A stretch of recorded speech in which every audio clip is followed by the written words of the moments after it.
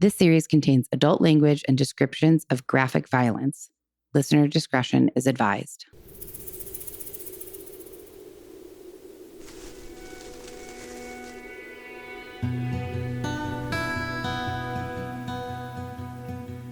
Hello. Hello. It's been a while since we've done this.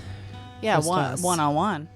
Yeah, it's been like a month, I feel like, at least. Because we were sick. Real sick. Izzy. Lost Izzy. You were out of town. And then we did it, the three of us. Mm-hmm. And that was a two-parter, so that was 2 weeks. So it's maybe been even more than a month. Well, we're going to save the conversation about how that 3-person one went for bonus content. Cool. And we are going to just jump right into, this is episode 38, I think. I don't have my notebook, but that sounds right.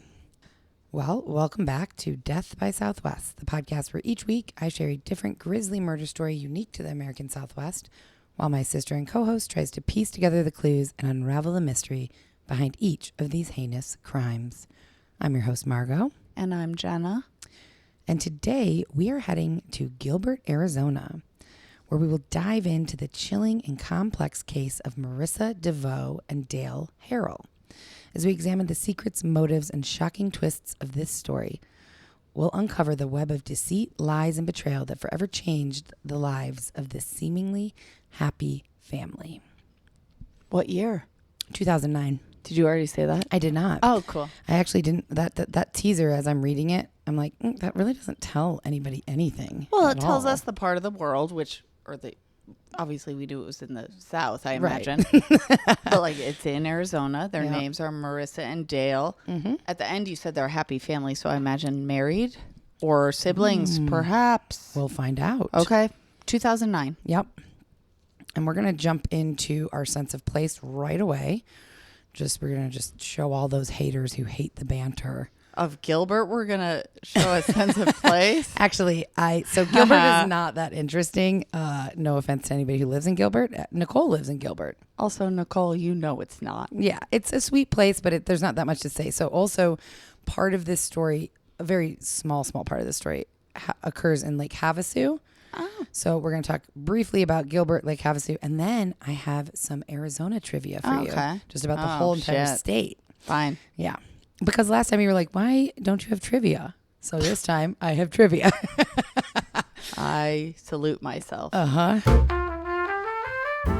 So Gilbert is in it's kind of one of the larger cities in the Phoenix metropolitan area, has a population of about 250,000 residents. The elevation is around 1,200 feet. It's about 68 square miles, which sounds really small, but it says that makes it one of the larger suburbs of Phoenix. Well, that's what I was going to say. I don't know. I mean, yes, it does sound small. And also, you said it's like a something city. And I thought, isn't it a suburb? Which it can be a city and a suburb. Yeah, I think it's both. It's located in the southeastern part of the Phoenix metropolitan area in central Arizona. It's bordered by Chandler and Mesa. So like, if you're here in Tucson and you're driving into Phoenix proper, Phoenix downtown, Tempe even, you're going to pass through Gilbert. Yeah. So like when Nicole, getting to her house is way faster than like getting to Jackie's house or anywhere else, So, and then I just looked up popular things to do in Gilbert. It says the Riparian Preserve at Water Ranch. It's a popular place for birdwatching and hiking. Gilbert Heritage District is a charming historic downtown with shops and restaurants. And Santan Village, I think I've been there with Nicole. It sounds so familiar. It's like an outdoor shopping village? place. Yeah. Top Golf. They have a farmer's market. We should go to Top Golf. It's expensive. I know, it is but fun, you're not though. going to pay. So, like, shouldn't we encourage? You mean Mark will pay? Well, I mean, for sure he will. You're right. We should go and make him pay. Well, he can pay for you. Michael can pay for me. Yeah. But, like, I think it'd be cool. It's really fun. I've never been. Oh, I used to go so much that golf. I had like a Top Golf card that I would just reload. I would love to go because aren't you like here? It's like bowling. It's like bowling in the sense that you have your own little area with like your your and you can golf order stuff, drinks and nachos. food, and you have a little TV. I think you can even like play your own music in your little own area. It's awesome. Yeah, it's fun. It's pretty fun. We can try it. Let's stay on track. So what it's like to live in Gilbert. It's known for its family-friendly atmosphere and well-regarded school districts. It's a moderate cost of living compared to other parts of the country and a high quality of life. Feels suburban with a mix of residential neighborhoods and commercial areas. And you have, close access to Phoenix. And it's really hot. Very, very hot. Yes. All of these places we were talking about are in Arizona, so it's very hot. And it happens to be very hot here today. And it's almost mid-September, which like that's not shocking. But 108 today. Yeah, today feels... I'm ready for fall. Keep waiting till December. I know. I was going to say I have like pumpkin spice creamer for my coffee. I've been rewatching Gilmore Girls. Those are all my fall activities, like the most basic bitch fall activities. Just stay inside and then it's fall. Yeah, if I close all the blinds and keep the air real cool. So Lake Havasu City, have you ever been there? No. Me either.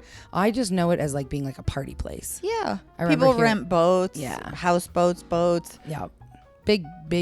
I mean, Lake Havasu City is basically the lake. I mean, there is obviously homes. Tell me where it is. So it is, it's located in western Arizona, very close to the border of California. Oh, interesting. Okay. Mm-hmm. So Lake Havasu, like the city, is situated on the eastern shore of the Lake Havasu.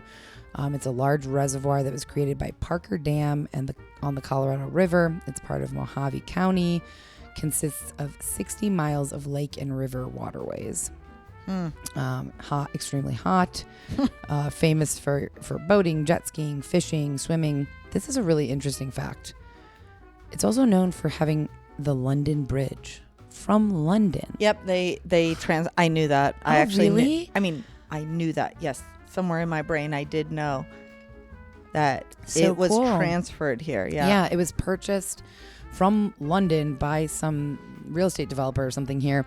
They kind of reconstructed it on Lake Havasu or in Lake Havasu City. And I saw a picture of it and it looks like a bridge from London. Looks like really it should be in London, not Arizona. It's a London bridge. Yes. There's tons of festivals and parties at Lake Havasu. Lots of golf courses in the city. Approximately 55,000 residents. So it's relatively small. Covers an area of about 43 square miles. And it was named after the Mojave Indian name for blue. I guess Havasu is blue. Oh. I almost thought that was like a guessing thing. And then I was like, oh no, we already said that. This fascinated me as well. So it's known for a lot of fishing, and the most common fish in Lake Havasu. Do you have any guesses? I would not know any of these. A carp. Yes, that is one. It is? Yeah, yeah. I don't know. I must have heard it somewhere. I don't know anything about fishing. Not cod, but that's the only thing I can think of right now. Okay. Snapper. No. Okay, tell me. I won't know them. Catfish. Okay, yeah. Crappies. Which makes me think of that Bravo show, whatever on Crappy Lake. It also makes me think of, that's an awesome name. What's a crappy fish? I don't know. I'll have to look that up. A razorback sucker, a sunfish, and a largemouth and smallmouth and striped bass. Wow, there's bass. Mm-hmm. Huh. And because it comes from what major body of water? You said it earlier. It was from it's man-made. Oh. Yeah. I thought you said it was like an inlet from something. It says it's a large reservoir created by the Parker Dam on the Colorado River. Oh, okay. But it's man-made, and maybe it gets some stuff from Colorado, but it's Colorado River, but it's not getting anything from a major body of water, it sounds like. Yes, he purchased this property developer in 1963 purchased 3,500 acres of land along the Colorado River and set about damming it to create a man-made lake. Okay. But this was really interesting. This is the last thing about Lake Havasu, about the fish, that in 1968 they stocked white sturgeon in Lake Havasu, which they haven't stocked since then because these fish can grow up to 20 feet and live over 100 years. Whoa, that's awesome and creepy. Yeah, to this day, no one has ever hooked a sturgeon in Lake Havasu. But do you think there's still some there? Of course. I mean, it was 68, so that would bring us, if the first one was going to die after it's 100 years old. Yeah, we got a lot of time, 40 plus. 20 feet? Whoa, I'd be so scared to see that in a lake. That would creep me out. Gross. Yeah. I was saying cool. Also, there's a lot of winter activities apparently in Lake Havasu City. I bet it gets chilly. It's Arizona. Yeah. It does. Yeah. So there's ice skating, sledding, tubing down Snowdrop Mountain. There are a bunch of hot springs that you can go when it's cold out. So ice skating, that's cool. Yeah, not just a summer spot, but also a winter spot. All right, you ready for some Arizona trivia? Sure. Okay. This is just all about all of Arizona. I really like a lot of these questions. It's kind of, I wouldn't know any of them probably, but what is the sunniest city in Arizona? Sun City. Ooh, good guess. Okay, wait. Are we including those things like Glendale? Everything in it's the whole state of Arizona. What is the sunniest city within Arizona? Scottsdale.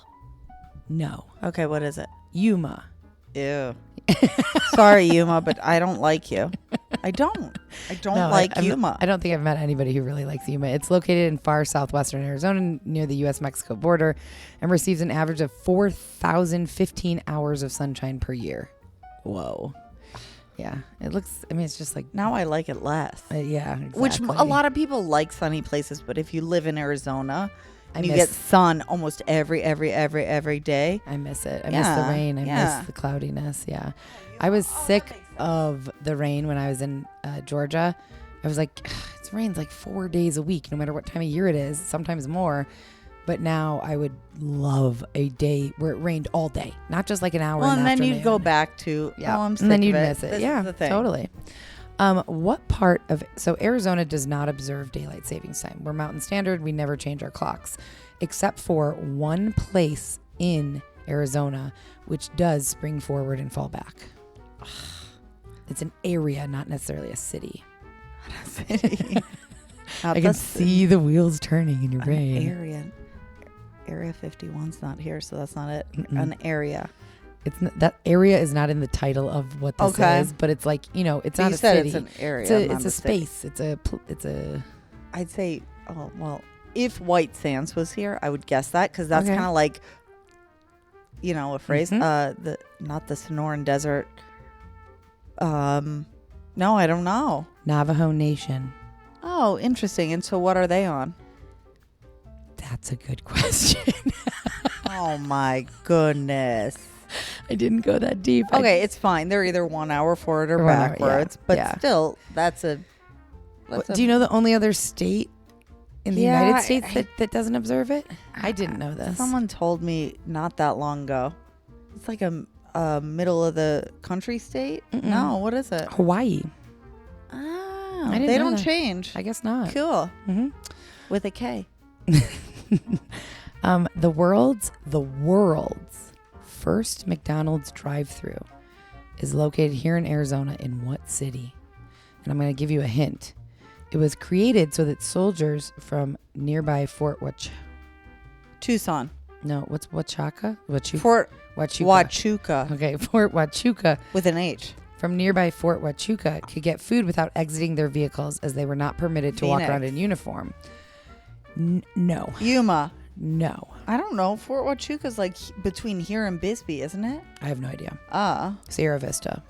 Yeah, okay. That's exactly that. Oh, okay. Yeah.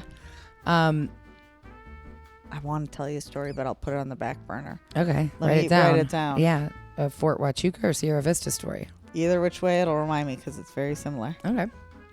I wrote Fort Sierra. Well, there you go. You got a little bit of each. Oy. Arizona boasts the world's largest, that's crazy to me, world's largest collection of, and this is like not a plant or anything. It's an actual like something that you could collect and put in your house. It's really random. Some kind of rock or shell or not shell, rock or like mineral? Meteorite or ore something. That's a great guess. No, miniature airplanes. Oh well, it makes sense. It doesn't make sense to me that like it makes sense. There's the airfield. Yep. There's There's a lot of That's airplane stuff here. I guess just that. Pima Air and Space. Mm-hmm. You can find the record-setting collection, which features nearly 6,000 miniature airplanes, in the Hazy Library and Learning Center at Embry-Riddle Aeronautical University in Prescott. Wow. Mm-hmm. Random. The Sonoran Desert, which is in parts of Arizona, is the only place on Earth where the blank grows wild. The saguaros. Yes, miss. That is correct. Very good. In areas of minimal precipitation, it can take blank for a saguaro cactus to grow a new arm. How long? 100 years. Wow, good job. And you can face up to a year in prison for blank. Cutting one down. Yes. Wow, you nailed that. You really know your saguaro trivia. I do. That's I know good. about the natural saguaros, I guess. That's it. I was going to say the natural world, but no, I don't. Very good job. Yeah. A year in prison for cutting down a saguaro. Wow. It's Yeah. incredible. Because they're Yeah. endangered, I guess. Yeah, and they're also really cool. So a lot of people, well, I want to cut one down every time I see a cool one. But like, you couldn't cut it down and replant it. Yes, you can. Oh, you can. Oh, okay. Then I see. I'm not saying like I could easily make it thrive, but yes, that is just like a You don't whatever. need like roots. You could just cut a piece off Yeah. and replant it, like a You have to. bamboo plant. I don't know if I think you could cut an arm off and replant it. You can Ooh. cut the thing off and definitely replant it. Maybe we shouldn't be saying this. We don't want to give people any ideas. Well, it's their problem. If they do it, it's illegal. We gave them fair warning. That's true. Can you guess why there are no dinosaur fossils in the Grand Canyon? Well, I'm going to give you my best guess. Okay, let's hear it. This was my first thought, but I know it's not the one, so don't respond. Okay. Grand Canyon has millions of billions of tourists all the time. So if there were any, they'd be taken out. That's not the answer I want to give. Okay. Oh, yep, because the Colorado River goes whoosh through it, or used to, It does go through it. You're right. and then Swept takes them all those away? fossils. That's a good guess. That's Okay, a good let me guess. think one more time. Okay. Because dinosaurs weren't here. I don't know. Damn right. Yeah, I mean That's correct, because the rocks are so much older than dinosaurs. yeah. Dinosaurs were not here. The only fossils found are more primitive creatures like sponges, trilobites, and corals. Interesting, huh? Oh That's God, weird. There was a lot of water here at one time. Yeah. Mm. Interesting. Nice. Yeah. I had two kind of just random facts I found. That the 90s alt rock scene was really good to Arizona, and several big bands originated here, like the Gin Blossoms and Jimmy Eat World. Wow, they were big. Both of those. They both were, yeah. I bet they're Phoenix. Probably. Yeah. And in 1997, a citywide UFO sighting occurred in Phoenix. Hundreds of residents and even the governor reported seeing lights and a large stationary otherworldly aircraft in the sky for over an hour.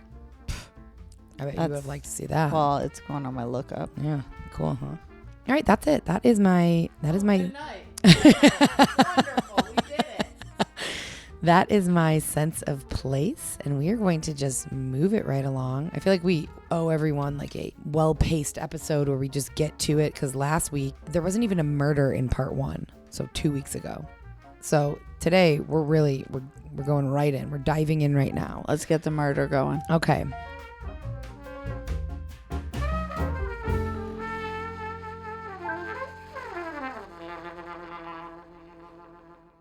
So I'm going to tell you about Marissa DeVault.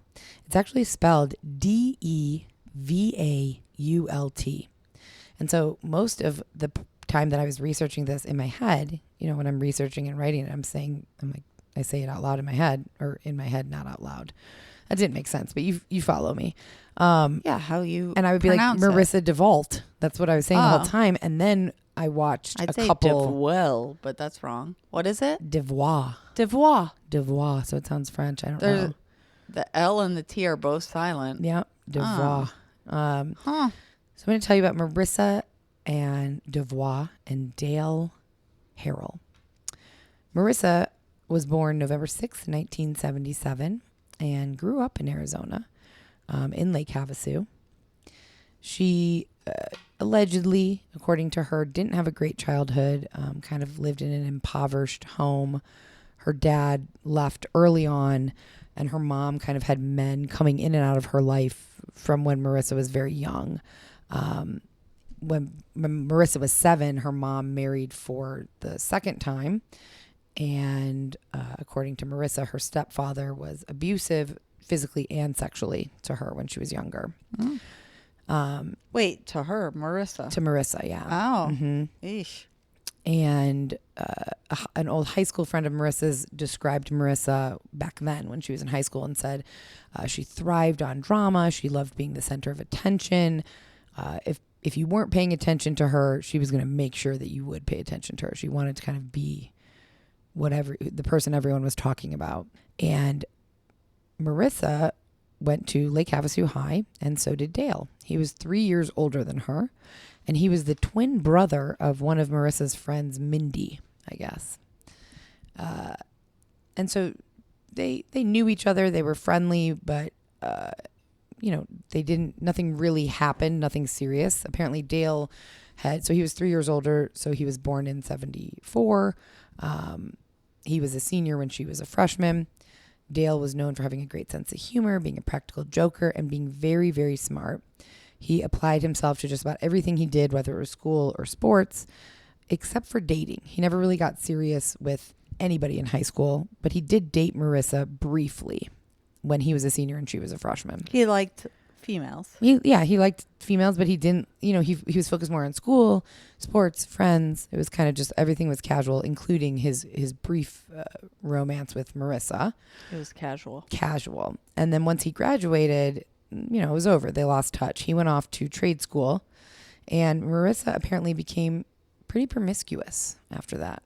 That was one of her first boyfriends, actually. Hey, Marissa. Good for you, girl. Mm-hmm. If that's what you want to do it. Right. And she did. And until she was 17 and got pregnant. That's like not I'm guessing that wasn't. Well, what, you're freshman, you're 14, 15. So she had a few years. Couple years of kind of being promiscuous. Oh. And then when she was 17, she had several one-night stands and got pregnant. She didn't know which one was the father. Oh. Mm-hmm. Oh. And she had the baby right before she was 18. Okay. A baby girl. And she named the baby one of my favorite Fleetwood Mac songs. Rhiannon. You don't like the name, huh? I don't know if I like the name either. It's the name. Yeah. The song, I'm open. The song. Yeah, I'm not sure how I feel about the name either, but I love Rhiannon. Rhiannon. Yeah, it's kind of a tough one. Rhiannon. It's like Shannon and Rihanna, but not in a great way. I support if you like it. Yeah. It's not my kind of cup of tea. No, man. But I do like Rhiannon. I like the song. Yeah, Rhiannon. So after she graduated, she had a baby. She graduated. She was a single mom. She was struggling, but really wanted to better herself. So she tried taking classes at the local community college, but she could never seem to decide what she wanted to do. Similarly to how she could kind of never settle on a guy, she could never settle on what to do. So she tried, she majored in different things and then eventually just stopped going. I wonder if it's because she couldn't decide. Perhaps. Well, I guess nothing locked her in. Nothing. So either which way that contributed. Right. Yeah. She also went through a bunch of relationships at this time. Still just, I don't want to say promiscuous, but dating a lot of different people. She also allegedly worked as a stripper for a while. And in 1997, Dale and Marissa run into each other in Phoenix. They're both living in Phoenix. Dale has finished trade school and is working as an air conditioning tech. And we'll find out exactly how they ran into each other later in the story. So for now, we'll just keep it as they ran into each other. Okay, but you gave me two pieces of big information. They ran into each other. I understand we're not going to know the circumstances. Okay. But right before that, you said she was stripping. Mm-hmm. Just that period? Like, that's all. She went through a lot of jobs. She couldn't decide on a major. So she was kind of bouncing around from everything. And stripping was one of the specific things that I saw. Okay, so that makes me think that's how they ran into each other. I don't know. I don't know either. As of now, I don't know. Okay. Mm-hmm. So when they ran into each other, he asked her out on a date. And that led to more dates. And they went on, 6, 7, 8 dates over a couple weeks.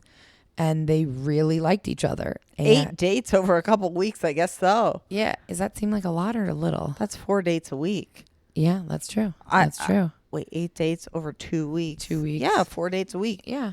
That's not unreasonable. That means they like each other. They like each other. And I don't know the exact time frame, but at some point when they're dating, Dale had to move to Tempe for his job as an air conditioning tech. And he wanted Marissa and Rhiannon to come with him. Mm-hmm. And they did. Good for them. Mm-hmm. She worked a bunch of random jobs there. She was a makeup consultant. She worked for the phone company. She kind of couldn't hold down a job, it seemed, for very long. Oh, okay. That's something. She couldn't hold one down. Well, and as soon as I said that, or I she almost chose to switch. Who knows? I think it's a combination of both. I think she got let go from some jobs. I think she didn't like and quit some jobs. She was, seemed to me when I was learning about her, like a rambling woman. Exactly. She's rambling around. I was going to say indecisive, but I like that better. Yeah. Rambling woman. Maybe we'll call this episode that. But she didn't ramble away from Dale. They stayed together, and they got married 2 years later. After running in, they ran into each other in 97. They were married September 6th, 1999. They quickly went on to have 2 more children. Rhiannon, was Marissa's from a previous man. They had, these names are tough for me. So they have Rhiannon, and then they had 2 more kids. Kiernan, which is spelled really weirdly, and Kiernan? Yeah. Not Kieran. No, it's Khiernan.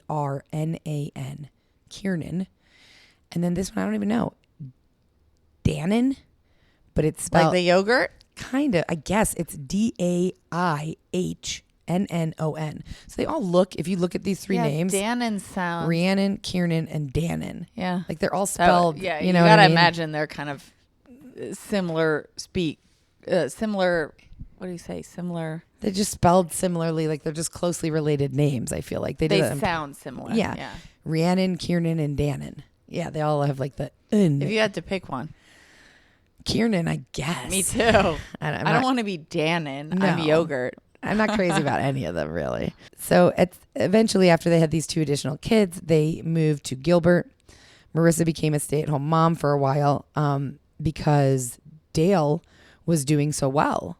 He was really making good money as a air conditioning tech, and I believe he eventually moved up to kind of be like the head of the company. Well, guess what? If you want to be at the head of any air conditioning company, come to Arizona, right? Everyone needs air. That's true. Badly. So they were now living in Gilbert, this lovely little family of 5 living in a cute suburban community in Gilbert. And they also had a 6th person living with them. Don't miss what happens next in today's episode. We'll be right back after a short message from our sponsors. This message comes from Greenlight. Ready to start talking to your kids about financial literacy? Meet Greenlight, the debit card and money app that teaches kids and teens how to earn, save, spend wisely, and invest with your guardrails in place. With Greenlight, you can send money to kids quickly, set up chores, automate allowance, and keep an eye on your kids' spending with real-time notifications. Join millions of parents and kids building healthy financial habits together on Greenlight. Get started risk-free at greenlight.com/Spotify.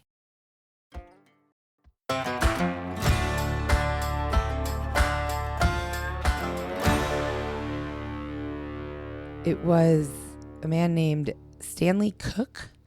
The kids called him Uncle Stan. He was one of Marissa's good friends from school from years ago. And he suffered a traumatic brain injury from a motorbike accident. And so he couldn't really live alone. And I don't know if he didn't have family, or I don't know exactly what his situation was, but Marissa and Dale said, come live with us. We have the space, we have the money. And he agreed to help out with the kids and housework in exchange to live there for free. So nice. No, is he going to be the crux of, you don't have to tell me, but like, no, because I like this, and no. Yeah, he was a sweet man. This is going to dissuade people if he ends up being the person that does harm on another person or people. Mm-hmm. This is going to dissuade people from extending a hand in an olive branch. True, but I can't tell you that, so we'll just have I to already see. know, but let's go. So him being there and helping with the kids and doing housework allowed Marissa to go back to work, which at a certain point she wanted to do. She was tired of being a stay-at-home mom. What did she do? Well, remember before she was a makeup consultant and she worked at the phone company, and then she was a stay-at-home mom. So that was her job, was to be a mom.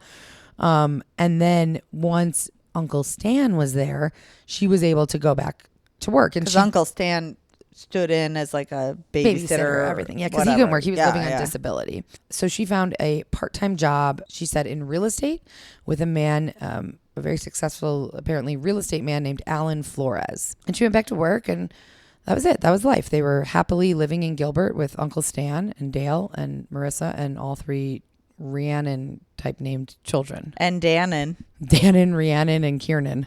Yeah. Uncle Stan? Sounds creepy, but he seemed like he was a very nice man. Everything that I read, like he was very helpful. Yeah, was he? I don't think it's going that way. Well, we'll find out, because we're going to go to January 14th, 2009. And at approximately 2:45 a.m. on January 14th, the Gilbert Police Department received an emergency call from 2149 East Maplewood Drive in Gilbert, Arizona. The woman on the other end was absolutely hysterical. The operator could barely make sense of what she was saying. It was just crying and wailing and what sounded like asking for help, but the operator couldn't really make it out. And then all of a sudden, click, the line went dead and the woman had hung up. So the dispatcher was concerned, obviously, after this kind of hysterical call, and called the woman back. And surprisingly, the woman answered the phone and identified herself as Marissa. She informed the dispatcher that her husband, Dale, had sexually assaulted her and strangled her until she lost consciousness. She didn't say it that clearly, but that's kind of like what the dispatcher could gather. That was the gist. Because then she was just sobbing and crying, and so the dispatcher sent officers to the house. Hope so. Police officers headed to the residence, and as they pulled up, they noticed that the front door was just wide open. And as they're kind of parking in the driveway and getting ready to get out the car, a distressed woman, Marissa, comes out through the front door. Blood stains all over her forehead, her hair. And when officers said, "Are you okay? Are you injured?" she said, "It's not my blood. It's my husband's."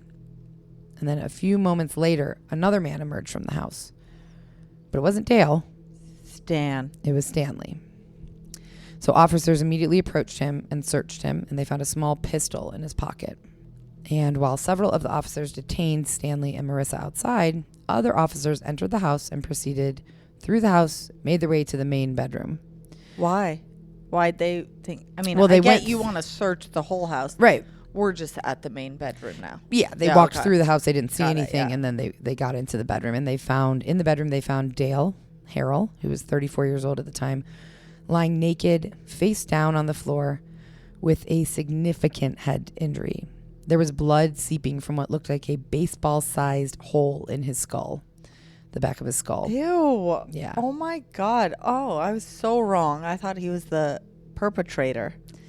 The officers also noticed the pillow on the bed was covered in blood, and I saw pictures of it. I will have to post. Oh, I'd like to see. I mean, like, do you have any? So much blood. Can you? Well, after you could pull them up.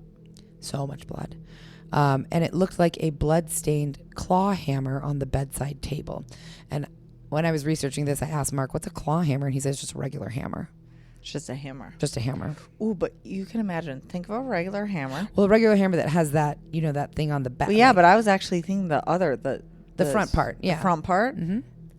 Into something that's, it could make a bigger hole than the impact. Sure could.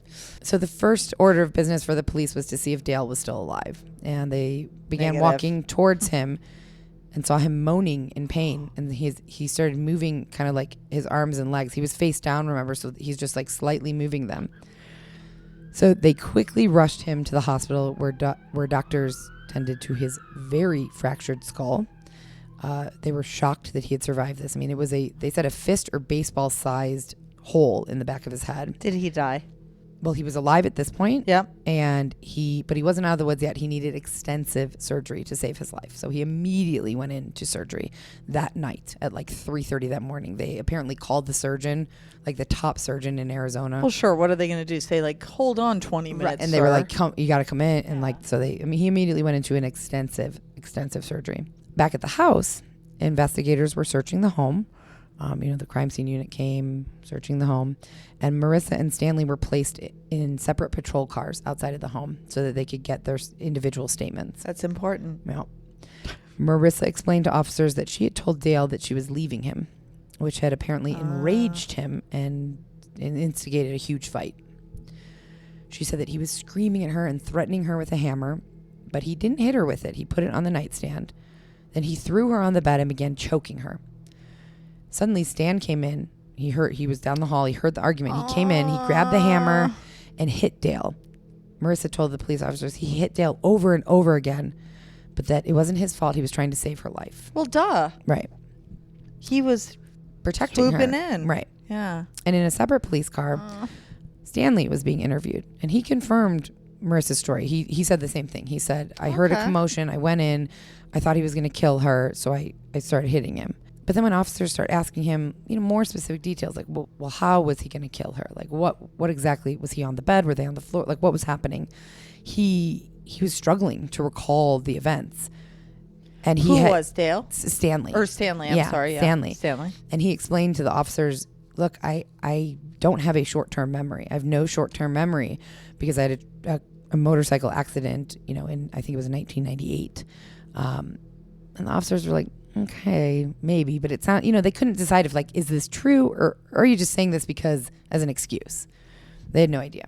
So they took Stan to the police station to take his clothes, because he also had blood on his clothes, take his clothes and take the gun. They entered him into evidence, and we're going to examine the blood spatter on his clothes to see if it like matched the story that they were telling. They then took Marissa to the hospital. She asked to go to the hospital. She said, I've been choked. I need to see a doctor. So they took her to the hospital. And doctors at the hospital, they didn't really see any significant bruising. She didn't really have any injuries. I mean, some light marks around her neck, but maybe she wanted it documented. They did give her some medication to keep her calm. Oh. So, because she was still pretty hysterical. Xanax? I don't know. So shortly after the hospital gave Marissa some, calmed her down, checked her out, the police came and interviewed her a second time at the hospital. And this was, maybe an hour or two later. Now her story had changed a little bit. So now she claimed that she was asleep, totally asleep. And while she was sleeping, Dale had gotten on top of her and was naked, trying to have sex with her, woke her up, trying to have sex with her. She refused. She said, I don't want to have sex. And then he began choking her, and then he raped her. Oh. But she blacked out pretty quickly into this choking and rape because he was choking her. So when she woke up, she said she woke up to Stan standing over Dale, behind Dale. So she's underneath Dale. Dale's on top of her. And Stan is behind Dale, hitting him with a bloody hammer. And Stanley kept hitting him until Dale collapsed on top of Marissa. She said she pushed him off and immediately called 911. Officers said, well, why was the hammer even there? Like, why is the hammer? Why is a hammer in your bedroom? Where did the hammer come from? I mean, I had it in the room earlier, actually, because the painting right by the door stalled it. Okay. She also said, same thing. Stan was saving my life. This was self-defense. Also in this interview, she did something that police found kind of strange. When she was reenacting Stanley hitting Dale with the hammer, mm-hmm. she kind of had like a weird smile on her face, like a little smirk. And she just kind of kept saying, I kept seeing the hammer go into his head, like, with this smile. Police officers found it strange, but then she went on to say Dale's been abusing her for years. She said that at one point Dale had even fractured her skull when they'd only been married for a few months. And police said, well, is there a record of this? Was this reported to the police? And she said, no, it was reported to my doctor, though. Also told the police in the second interview that she had already started the process of filing for dessert. It's like resort and dessert. It's like a fancy resort dessert. Dessert. Filing for divorce. Not, earlier she had said that she was planning to leave Stanley, or that she wanted to leave him, but now she's saying she's already contacted a lawyer and she's filing for divorce. And, you know, she said police didn't ask for any proof of any of this. They're just, again, talking to her. A little weird that her story changed, and a little weird that she was kind of smiling when describing, you know, a hammer going into her husband's head. But also, like you alluded to, like, he was awful to her at times. I'm not saying all the time, but you said allegedly he abused her physically, sexually, probably emotionally, sure, allegedly. And that, so, like, yeah, maybe there was a small smile that she didn't even know it came from her back brain. That's totally possible. And so at the end of this second interview, while she's in the hospital, she said to police, you can ask my boss, Alan Flores. He knows all about the abuse. I was told him about the abuse, and he was worried about me. He was so worried that he actually gave me the gun that you found on Stan, because he was so worried that Dale was going to kill me. So you can go talk to him, and he'll back up everything I'm telling you. And they were like, okay. A little odd. Also, good luck to that dude. Like, giving I don't know, that I giving get a it. gun. If that's all facts. Yeah, like, if it's all true. Okay. Yeah. So later that morning, you know, this happened 2:45 in the morning on going into the day of the 14th. Dale immediately goes to surgery. Marissa's in the hospital. They interview her a second time. So later that morning, Dale was out of surgery and he was stabilized. He was stable. Stanley was still in custody, but police they did confirm that he had that motorcycle accident. Kind of impossible without like talking to his doctor to confirm about the memory loss thing. But that quickly became not an issue, because after a forensics team finished examining and processing both the crime scene and Marissa and Stanley's clothes, police became highly suspicious. Not of Stanley, of Marissa. The evidence collected at the crime scene completely contradicted everything Marissa said. And I mean, everything Stanley said as well. But bloodstains suggested that Dale was attacked while lying on his left side in bed, asleep, making it pretty impossible for Marissa to have been underneath him, as she said. Forensic experts also said that the blood spatter showed that Marissa couldn't have been by Dale's side even when he was attacked. The blood stains on her clothes were consistent with someone swinging an object repeatedly over their head. Wow. Yeah. Let's dig deeper into that, obviously. Right. So the blood evidence, it cleared Stanley. Wow. He had a little bit of blood on his clothes, but there was really no spatter. He wasn't there when this was happening, is what his clothes said. And Marissa's clothes said, I did it, basically. Wow. So Stanley was set free. He was allowed to go home. He was free. And later that day, after finding this out, this is a very long day. January 14th is a long day for these people. Police asked Marissa to come down for another interview to the station. They videotaped this one, and I will have to post some I'll show you. I'll have to post some footage of it. It's eerie. She came down. She obviously didn't know anything of what they had found out at this point. It's all the same day. She was calm, cooperative. Police asked her again, can you just recall the events again? Which she did, very similar to her earlier story. She also opened up more about her marriage and the abuse. She now said that she had told Dale a week before the attack that she wanted out of the marriage, and that she said he took the news surprisingly well. And that whole next week after I told him, we didn't really talk, but we coexisted.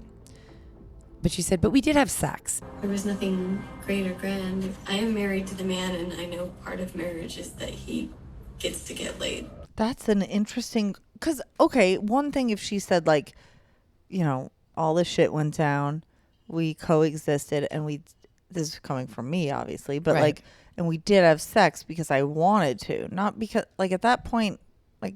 You're leaving him, but you're still going to like honor what you see your wifely duties. Hopefully she also wanted to, but, like, who knows? I don't know. Also, that's not the crux of the story, but I would like to dig deeper in that. Well, it's weird because she says that, and then she goes on to say, but before the attack, I didn't want to he wanted to have sex, and I didn't want to have sex with him. Oh, yeah, that's really interesting. Mm-hmm. She also went on to share a story about that skull fracture that she had mentioned the first time, that night, early morning when police got to the house, she said that was the first time she was victim to Dale's violence. It was only about a month into their marriage, and it was triggered by the fact that she refused to take his last name, which apparently angered him so much that he beat her, fractured her skull, and she was in the hospital. According to Marissa, while she was in the hospital, the doctors, took care of her injuries, gave her materials about domestic violence. She left Dale for a while, but came back when he promised to go to counseling. Within a couple months, though, they hadn't gone to counseling, and the cycle of abuse started again. She told investigators she'd been admitted to the hospital many times because of the physical abuse over the years. She said, "I'm exhausted from repeatedly having to make up excuses for bruises and broken bones." I was going to say, what did she say? I wonder, I don't actually need the answer, but I wonder what she said each time she had went to the ER or the urgent care and had bruises and bumps and all this. Yeah. Yeah. She said she was tired of that. She was completely drained from the arguments, and trying to always hide it from the kids, apparently. So at this point in this third interview, officers were like, we're gonna tell her we know. They let her know that the blood evidence, they said, this doesn't support your story. We know you're lying to us. Right now, the facts aren't adding up. Sergeant Ray came in the room and basically laid out the fact that your story does not match the evidence. Not even close. We know your story is fake. It's not true. And it was so fascinating to see this video, these clips from this video of this interview, because when they tell her that, I don't know what the reaction would be. I don't know. Like, if you know you're lying and they tell you that, are you like panicked? Do you stick to it and be like, no, then there must be a mistake? Well, what did she do? She stayed very calm and began crying, and quickly changed her story again. Yeah. Okay, so to me, because I was going to say, sure, you can imagine, quote unquote, fantasize, envision how you would react or respond. Mm-hmm. But I almost said you're not a psycho, sorry. Like, you're not. Right. So, like, I'm not saying she's a psycho, but you know what I mean. Like, there are some people that, like, aren't going to react or respond in a natural, common way. Right. Because they're killers, got murderers. Some issues growing on. Right. Also, that's interesting, though. I don't know if she has some kind of underlying, deeper, real mental health thing. But she just cried and then changed her story, which to me means she's there. Like, she's there. Yeah. She's trying to get out of it. So she did. How did she changed her story. She She stated that she had given Dale divorce papers earlier that evening. And then that same evening, Dale wanted to have sex, and she turned down his sex, which led to an argument. And in the middle of the night, she woke up to discover that he was holding her down, strangling her, and raping her. Ooh. And this is where the story changed. Kind of the same as the earlier story. Oh. After he was done raping her, she got up and calmly went to the bathroom. And then she was sitting in the bathroom, and it was in the bathroom where she made the decision to finally stop the abuse for good.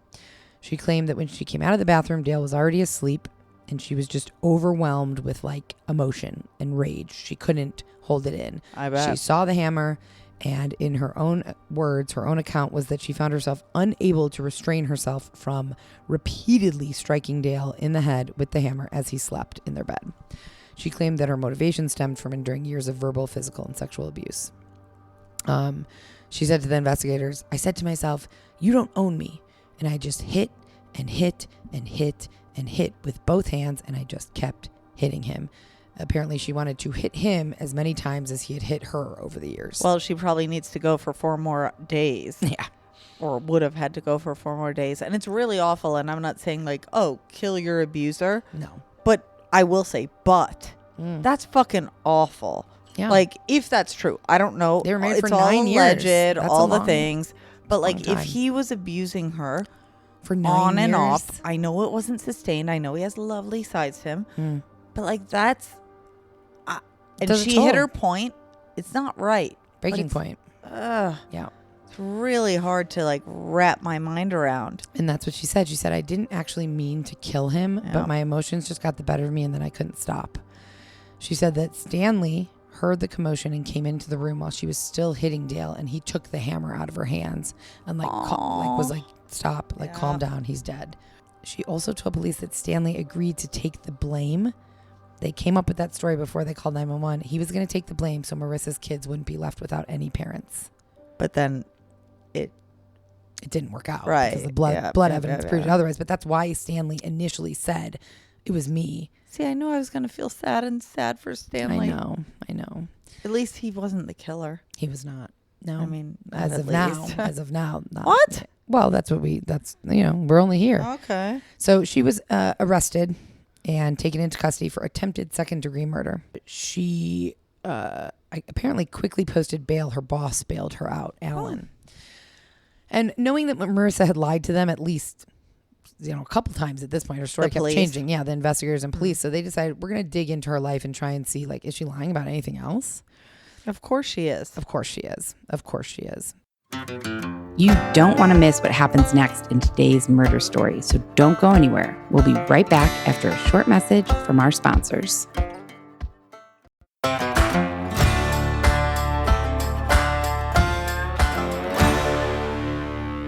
So they looked into both her and Dale's background and found a troubling lack of any evidence to support Marissa's claims of abuse. There were no police reports, no hospital records, nothing that substantiated that she was abused or dealt with domestic violence at any point ever. Which doesn't mean she didn't. True. And also, come on. It does not. But why would you say if you're going to the hospital? Just don't say that then. Right. She said she was admitted multiple times. And there's no record of that. So they also interviewed a bunch of Marissa and Dale's friends. And every single one said, we've never seen anything that would indicate that Dale is abusive towards Marissa. Oh. Interesting. The friends also mentioned that Marissa had lied to them about a bunch of random things. Some of her good girlfriends said that she kept saying that she was getting a large inheritance from the death of her stepfather, but that never seemed to happen.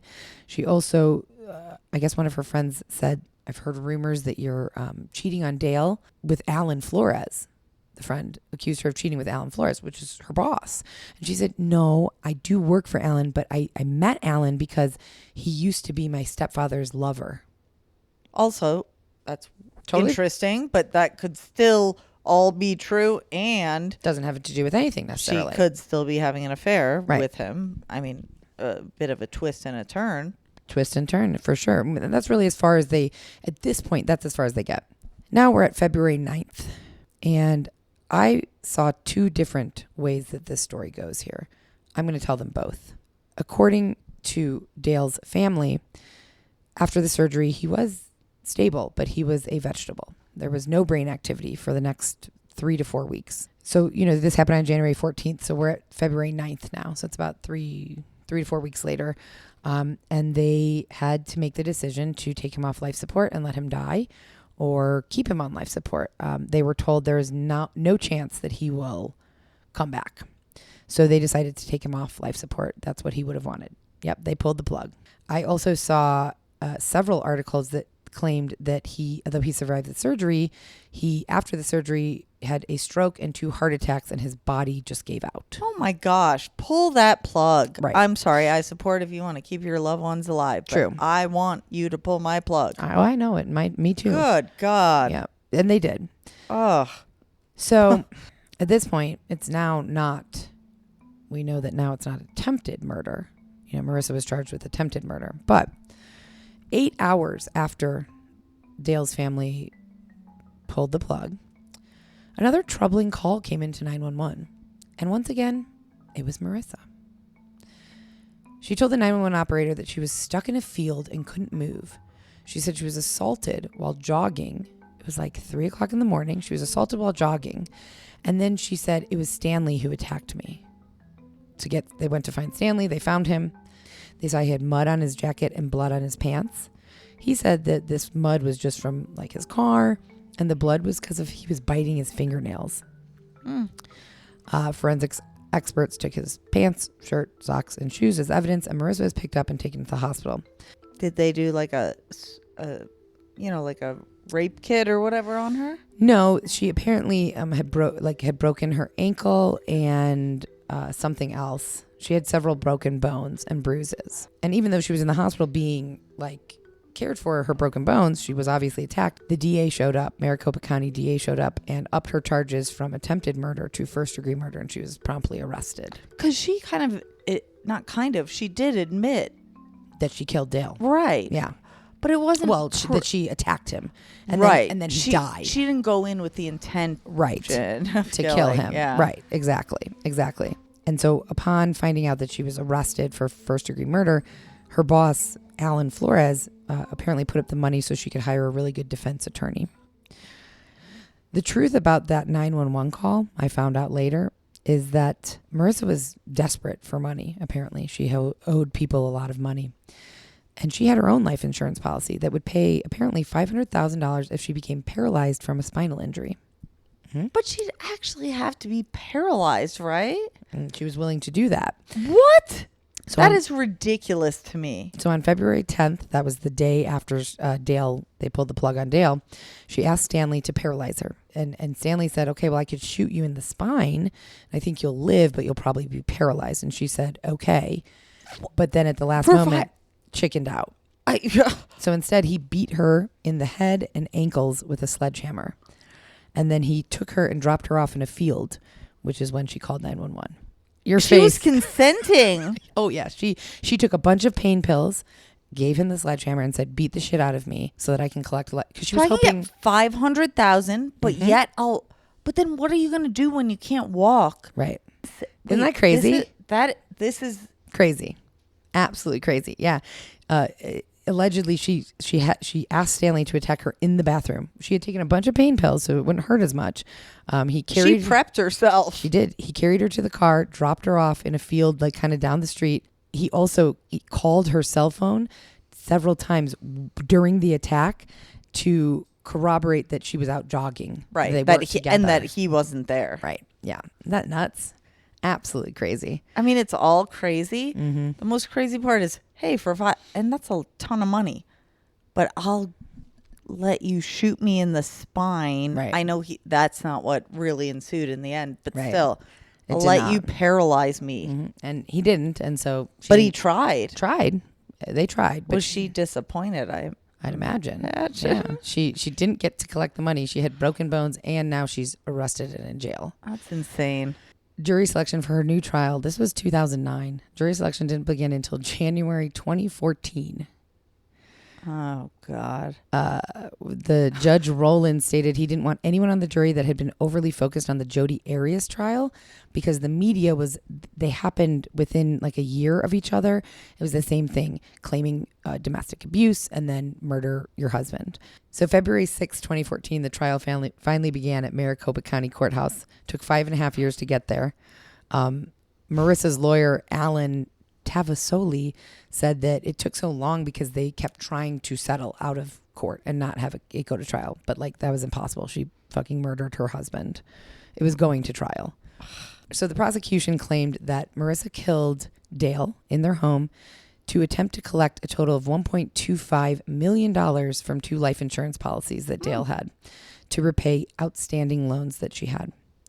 Prosecutors argued that the attack was premeditated and that her giving all these different stories, how she changed her story a bunch of times, in addition to lying about many other aspects of her life, that supports all of this. She's a liar. That's their goal. They want to make her out to be a liar, which, probably wouldn't be that hard. Yep. Because she is who she is. And it's clearly evident once you sort through it all. And so those 5.5 years, the DA went deep into her life, and everything came out in this trial. Marissa. It was discovered that when she reconnected with Dale, she was working as a stripper. You were right. Remember you said that? Yeah. Yeah. Yeah, I do. She was working as a stripper. She was driving out to Vegas and dancing there. She was doing private bachelor parties, even once she started dating Dale. And apparently he was very nice about it and said, you don't have to strip. I'm making enough money. I'm not going to make you stop, but you don't have to. Yeah, I support all of that. Yeah. Go, girl, strip. Don't murder people. That was the kind of least of the secrets that were uncovered. So the prosecution put Alan Flores, her boss, on the stand. And he, much to everyone's surprise, became the star witness in this trial, showcasing just how much of a liar she was. Oh. It turned out that he wasn't really her boss. Oh, her pimp. No? No. Oh. It's a good guess, but no. Okay. Back in 2007, she was bored in her marriage. She wanted more of her own money. Oh, her lover. More excitement. So she went on seekingarrangements.com, which calls itself the elite sugar daddy dating site for those seeking mutual beneficial relationships and arrangements. Wait, sugar daddy, what does that mean? Seekingarrangement.com. It's No, but you said in the description, sugar daddy. yeah, she's looking for a rich man that she can have sex with and he'll give her money. Oh, okay, yeah, she's the okay, yeah, got it. She wanted to see kind of what was out there. Could she find some rich guy who would support her, even though she had her husband supporting her? Dale was making good money, but she wanted more.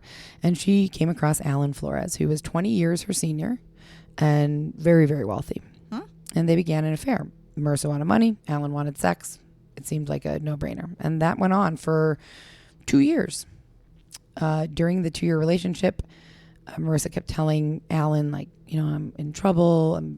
Dale's beating me. I need money so that I can try and get away. And he wanted to help her. So he basically became her personal ATM. And over the course of the 2-year relationship, he lent her almost $400,000. But lent is the key word here. He told her from the beginning, you're going to pay me back. Like, I'm going to lend you this money. He'll take her to dinner and buy her gifts and stuff. Sure, that's not repay. That doesn't have to be repayable. Exactly. But when she's saying I need $100,000 or 10,000 or 1,000, yeah. Yep. So, and she said, no problem. I'm going to be getting a large inheritance soon. I'm going to get an $8 million trust fund from my stepfather's estate, is what she's telling Alan. She even signed a promissory note for him, which like I had to sign when I took out student loans. It's like it's your agreement that you're going to pay it back. So he had her sign like paperwork. That was smart. Twice, and that she was going to have to smart. pay it back by December 31st, 2009. I guess he didn't know he was loaning money to a murderer that was going to go to prison, and that's the least of her worries once she's in prison, I bet. Apparently, she used the money for clothes, vacations with her husband. But the problem with her story that she told Alan about the $8 million trust fund is that there was no trust fund, and her stepfather wasn't dead. He was alive. So that was completely false. Alan said that by December 2008, he started to get kind of suspicious of her, was not believing her, and started documenting everything that she was saying in case he was harmed. He was worried that she was going to harm him. Oh, so that's even more than like, I'm suspicious that she won't have the funds to pay me back. Right. Something was tipping his little brain off, or big brain, to say, this person could be dangerous. Yep. Weird. She also told him that she had just put in an insurance premium, taken out another insurance premium on Dale. And so that even though once he found out she doesn't have an inheritance coming, she said, well, I took out a $750,000 insurance policy on him that goes into effect January 2009, which is the month Dale was killed. Alan also testified that a few weeks after Dale was killed, Marissa asked him about how the payoff would work in a life insurance policy that covered her husband because she didn't understand it. He also said the day before Dale was killed, Marissa called him and said, Dale attacked me and I struck him with a tire iron to protect myself. Oh. And I killed him. He's dead. This was the day before he actually was killed. What? Yeah. And he still had yet another bomb to drop, Alan. This is why he's the star witness. He told the jury that Marissa had confided in him that she was going to hire a hitman to kill Dale. The defense jumped on this when it was their turn to cross-examine Alan because they were like, well, if she told you that, then you're an accomplice. You didn't do anything. But the DA had already promised Alan immunity from anything he shared on the stand in exchange for his testimony. Because after Dale died, police looked into Alan as well. Remember, it was 5.5 years for a trial. They seized his computer. And in addition to finding relevant evidence to prosecute Marissa, they also found child porn. No. Do we have to add another awful immoral element to this. I know, right? Right? Like, gosh. I know. Okay, well, fine. Yeah. So they gave him immunity. The immunity was limited to, in terms of the child porn. It was anything he said. I mean, that's a felony. He could be in prison for 21 years. It wasn't that they couldn't press charges on it. It was that anything he said in this trial, it wouldn't have anything to do if he did go to trial for the kiddie porn, which I actually don't know if he did or not at this point. And just in case the jury didn't believe Alan, because the defense was allowed to share this with the jury, that he had child porn, and that's why, But like we can't tell you if it was, specifics. No specifics, and not if he was convicted or not. Right. So the prosecution wanted to make sure, like, all right, well, if Alan is now like an unlikable witness, they have another one. A former strip club bouncer at a club called Knockers, which is a great name. Kind of like Hooters. Yes. That Marissa knew from her days stripping there. Apparently her stage name was Reese Cup. Isn't that a stupid stage name? I mean, like, do better. I don't love it. I don't either. I also like Reese's. I like to eat them. Maybe that's the point. Well, that is the point, Your obviously. Your face. But also, I don't want to eat this woman from the 80s or whatever's, or 2009s, I guess. Yeah, not the 80s. Wow. So they got Reese's. Oh my Maybe gosh. it's like they want to eat it. It's like, duh, dude. All right. So they found this bouncer that Marissa had dated. His name was Travis Tatro. And he testified that after she quit stripping, they lost touch. But in 2009, she got back in touch and asked if he would kill her husband. And this is the best part. Tate said, I was confused because when we were dating years ago, she told me her husband died of stomach cancer.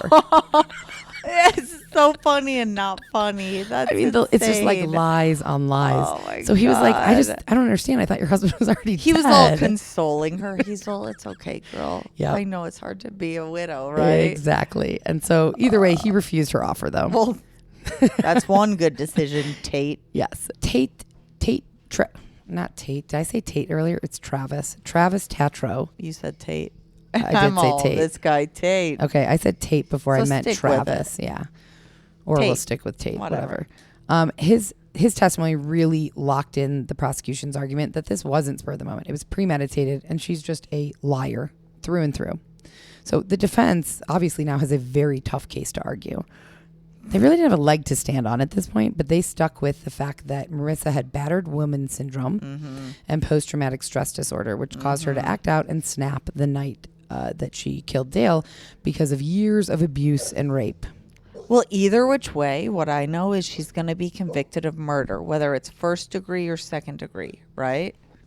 Even if the jury believes that it's whatever, battered woman that syndrome. it's battered woman, Right. which the way this story's gone, so right now I don't think it is, but I don't know. But let's say they believe that she still killed him.